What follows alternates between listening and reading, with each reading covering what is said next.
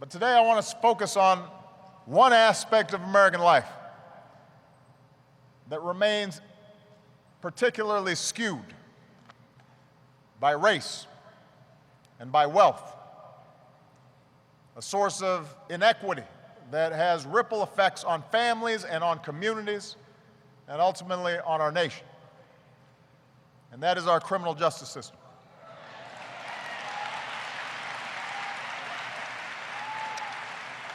Now, this is not a new topic.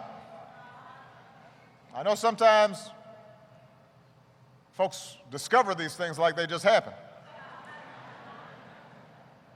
There's a long history of inequity in the criminal justice system in America.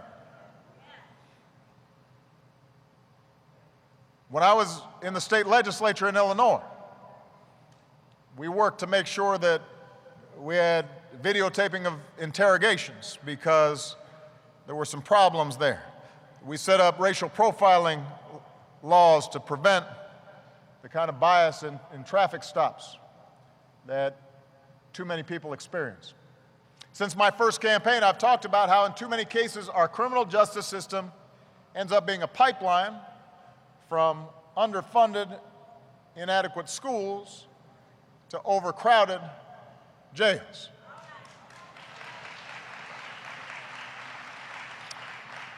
What has changed, though, is that in recent years, the eyes of more Americans have been opened to this truth,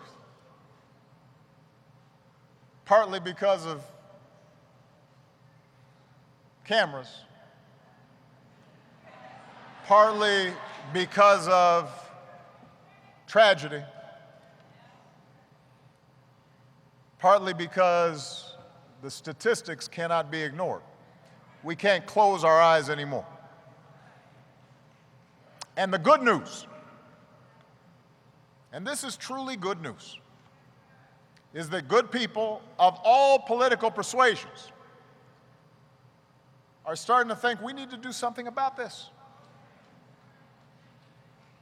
So let's look at the statistics. The United States is home to 5% of the world's population,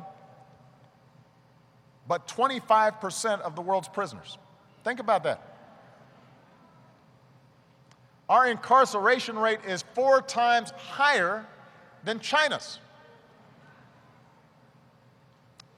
We keep more people behind bars than the top 35 European countries combined. And it hasn't always been the case, this huge explosion in incarceration rates. In 1980, there were 500,000 people behind bars in America. 500,000 people in 1980. I was in college in 1980. Many of you were not born in 1980, that's okay. I remember 1980, 500,000. Today, there are 2.2 million. It has quadrupled since 1980. Our prison population has doubled in the last 2 decades alone. Now, we need to be honest. There are a lot of folks who belong in prison.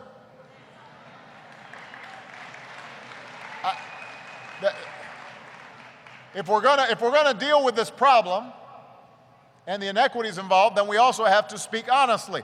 There are some folks who need to be in jail.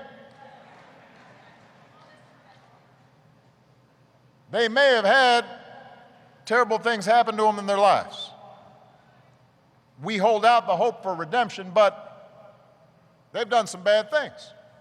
Murderers, predators, rapists, gang leaders, drug kingpins. We need some of those folks behind bars. Our communities are safer thanks to brave police officers and hardworking prosecutors who put those violent criminals in jail.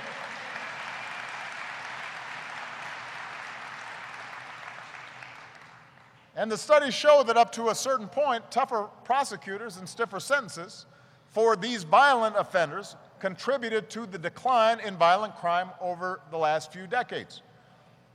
Although the science also indicates that you get a point of diminishing returns. But it is important for us to recognize that violence in our communities is serious, and that historically, in fact, the African American community oftentimes was under-policed rather than over-policed. Folks were very interested in containing the African American community so it couldn't leave segregated areas, but within those areas, there wasn't enough police presence. But here's the thing. Over the last few decades, we've also locked up more and more nonviolent drug offenders than ever before for longer than ever before. And that is the real reason our prison population is so high. In far too many cases, the punishment simply does not fit the crime.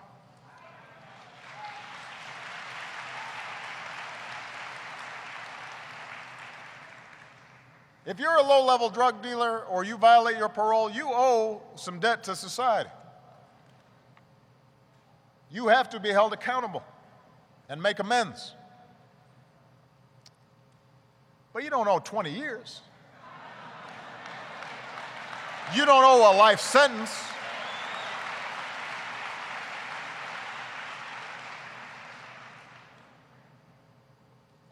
That's disproportionate to the price that should be paid.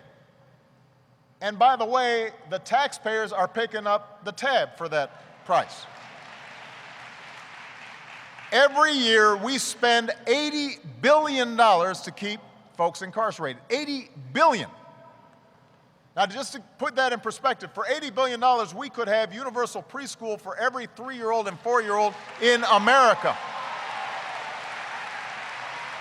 That's what $80 billion buys. For $80 billion, we could double the salary of every high school teacher in America.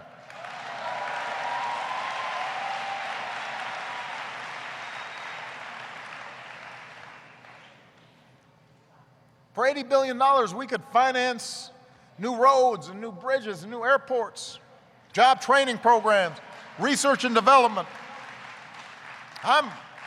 We're about to get into a big budget debate in Washington, what I couldn't do with $80 billion. It's a lot of money. For what we spend to keep everyone locked up for 1 year, we could eliminate tuition at every single one of our public colleges and universities.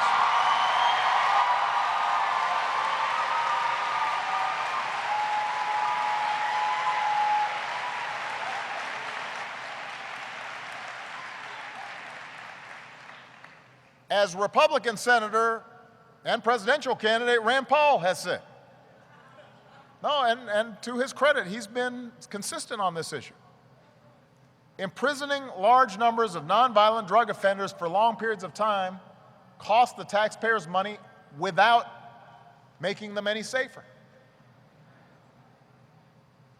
Roughly 1/3 of the Justice Department's budget now goes toward incarceration. 1/3. And there are outstanding public servants at our Justice Department, starting with our outstanding Attorney General, Loretta Lynch. And we've got some great prosecutors here today.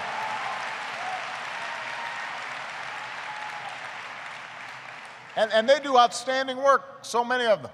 But every dollar they have to spend keeping nonviolent drug offenders in prison is a dollar they can't spend going after drug kingpins, or tracking down terrorists, or hiring more police, and giving them the resources that would allow them to do a more effective job community policing. And then, of course, there are the costs that can't be measured in dollars and cents. Because the statistics on who gets incarcerated show that by a wide margin, it disproportionately impacts communities of color. African Americans and Latinos make up 30% of our population. They make up 60% of our inmates.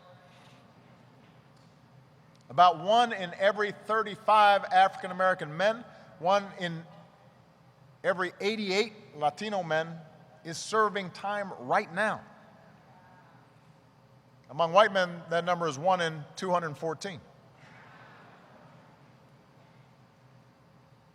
The bottom line is that in too many places, black boys and black men, Latino boys and Latino men, experience being treated differently under the law.